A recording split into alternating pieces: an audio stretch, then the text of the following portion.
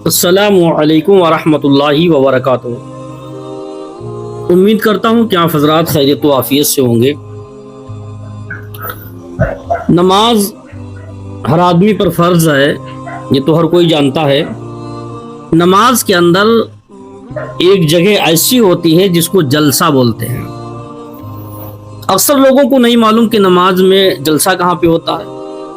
नमाज तो बहुत सारे लोग पांचों वक्त की कुछ लोग नमाज पढ़ते हैं, लेकिन नमाजी भी हैं, सब कुछ हैं, लेकिन जिनको मसाइल नहीं मालूम होते हैं। बाज़ लोग तो ऐसे हैं जिन्हें मसाइल भी आते हैं, उन्हें जलसा नहीं पता कि नमाज में जलसा कहाँ पे होता है और उस जलसे में क्या पढ़ना चाहिए।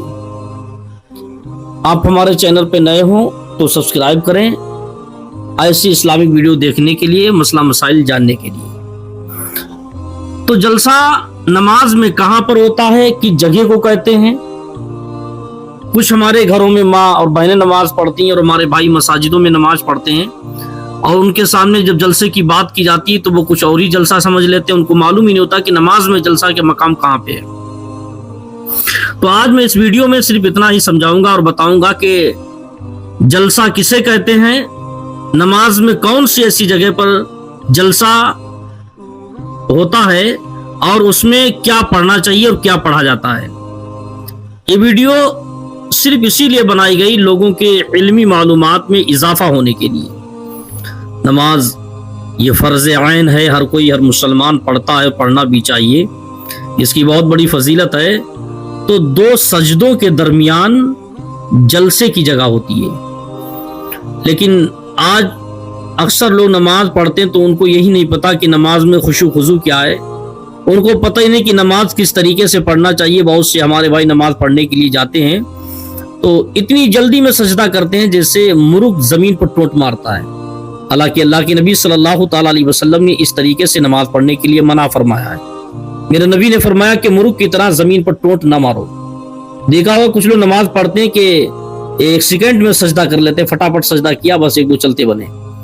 इस तरीके से जल्दबाजी में नमाज पढ़ने के लिए अल्लाह के नबी सल्लल्लाहु ताला अलैहि वसल्लम ने मना फरमाया, और हम सबको उससे बाज रहना चाहिए। नमाज को बड़े सुकून इत्मीनान के साथ पढ़ना चाहिए, अदा करना चाहिए, क्योंकि ये अल्लाह की इबादत है। जब बंदा नियत बांध कर खड़ा हो जाता है तो समझो वो अल्लाह के सामने, उसके सामने रूबरू होता है। और जो इंसान नमाज पढ़ता है तो वाकई वो अल्लाह से ही गुफ्तगू करता है। जब सजदों में पहुंचता है, दो सजदों के दरमियान, यानी अभी मैंने बताया कि जलसा किसे कहते, तो मिसाल के तौर पर किसी ने नमाज पढ़ी, नमाज पढ़ के पहला सजदा किया, जब पहला सजदा के लिए उठा दूसरे सजदे के लिए, तो पहले और दूसरे के दरमियान में जो जगह है उसको जलसा कहते हैं। पहला सजदा किया तो दूसरे सजदे की में जाने से पहले थोड़ा ठहरे और उसके बीच में एक दुआ है, उसको पढ़ना चाहिए। अक्सर लोग नहीं जानते कि क्या पढ़ना चाहिए, क्या नहीं पढ़ना चाहिए। दुआएं बहुत सारी हैं, बड़ी हैं, मगर मैं आज आपको बड़ी मुख्तसर और छोटी सी एक ऐसी माकूल दुआ बताऊंगा जिसको इंशाअल्लाह ताला आप पढ़ेंगे तो बड़ा आपके बरकत इल्म में और अमल में और रिज़्क में और तमाम कामयाबी में बरकत होगी।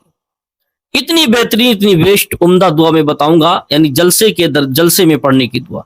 दो सजदों के दरमियान जो जलसा होता है उसमें पढ़ने की दुआ बहुत बेस्ट और बहुत अच्छी है। जब नमाज पढ़ें, पहला सजदा करें, जब पहला सजदे से सर उठाएं तो दूसरे सजदे में जाने से पहले थोड़ा ठहरें। तो जब ठहराव जहां पर होता है तो वहां पर एक दुआ पढ़ना चाहिए, अल्लाहुम्मा गफिरली। ये सबसे आसान दुआ, इतना लफ्ज जरूर पढ़ लें, अल्लाहुम्मा गफिरली। बाकी और भी आगे जुमले हैं, बहुत सारे हमारे भाई ऐसे जो पढ़े लिखे नहीं है, तो अगर उनको नहीं पता है, वो नहीं पढ़ सकते, तो उनके दिक्कत आती, तो सिर्फ वो इतना ही पढ़ लिया करें, एक सजदा करें और दूसरे सजदे के बीच में पढ़ लें अल्लाहुम्मा गफिरली। और ये बहुत आसान है, अल्लाह मेरी मगफिरत फरमा दे।